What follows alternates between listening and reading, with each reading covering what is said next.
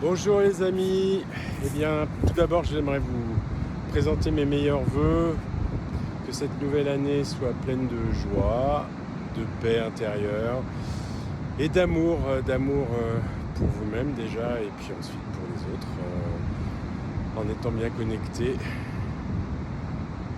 ancré, enraciné, voilà. Et puis après le reste, eh bien vous aurez l'énergie pour réaliser tous vos vœux, et puis surtout récolter toutes les graines que vous avez semées. Et si vous n'avez pas semé de graines, c'est le moment ou jamais de vous y mettre. Voilà. Alors la réflexion que je pourrais avoir aujourd'hui en début d'année comme ça, c'est globalement les consultations sont essentiellement des urgences, mal de dos, mal-être, souvent les deux sont liés. Et voilà, il y a deux types de personnes, soit ceux qui sont en pleine forme mais qui ont beaucoup trop mangé, soit les personnes qui ont mal passé les fêtes, qui ont été malades et qui ont mal partout aussi, avec parfois des fièvres, parfois sans fièvre mais pas bien sur un plan digestif ou ORL, donc bronchite, rhinite, sinusite, migraine parfois. Et puis d'autres qui sont vraiment pas bien, comme j'avais fait un post sur cette période où énergétiquement on n'est plus tellement supporté et on se retrouve face à soi-même et forcément c'est toujours un peu délicat de se retrouver avec des choses qu'on n'a pas réussi à dépasser ou qu'on a dépassé il y a quelques années mais qu'on doit retravailler à nouveau sur les nouvelles fréquences qui sont les nôtres actuellement. Voilà. Donc, en fait, il n'y a rien à faire pour le début d'année. Je crois pour moi, c'est juste la continuité du reste. On continue sur notre axe de vie, d'essayer d'être en cohérence.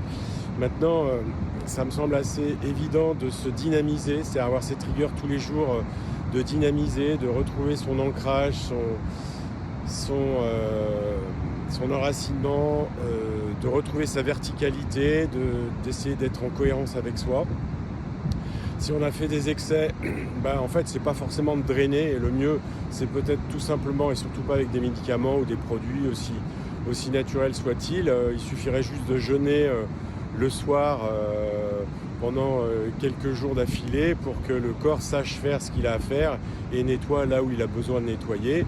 Ensuite, utiliser les bouillottes d'eau chaude, par exemple, sur le foie ou sur tout ce qui est viscéral pour créer une vasodilatation des petits vaisseaux et enlever les toxines de cette manière-là. Ensuite, se dynamiser suffisamment, comme là, par exemple, ce matin, je suis allé faire une belle marche dans cet environnement magnifique. Voilà. En y mettant beaucoup de respiration, en ne forçant pas beaucoup, juste redynamiser son corps, être gentil avec lui, le remercier pour tout ce qu'il a fait jusqu'à présent et tout ce qu'il a encore à faire, et lui dire que maintenant on va essayer d'être en cohérence, voilà, tout simplement. Essayer d'avoir à nouveau des cycles de sommeil réguliers.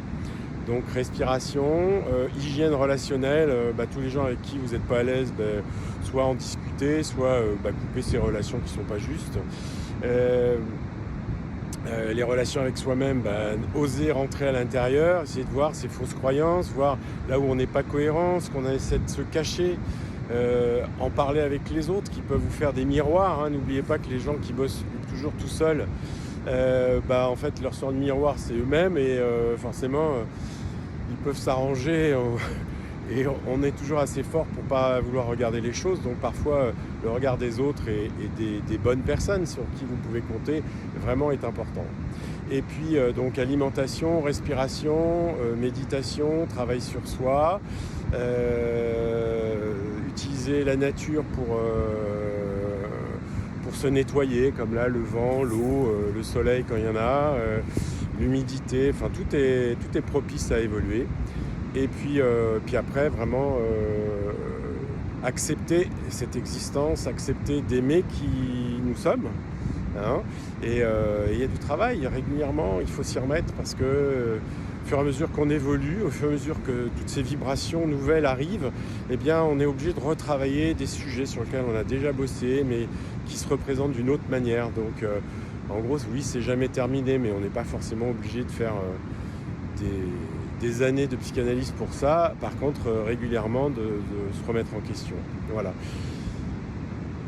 Et puis se dire que la vie, elle peut être sympa, vraiment. Voilà. Et on a le droit de la regarder belle ou pas belle. Maintenant, plus on va penser d'une manière positive et voir des choses positives, plus notre système va dans le bon sens et va vers la construction.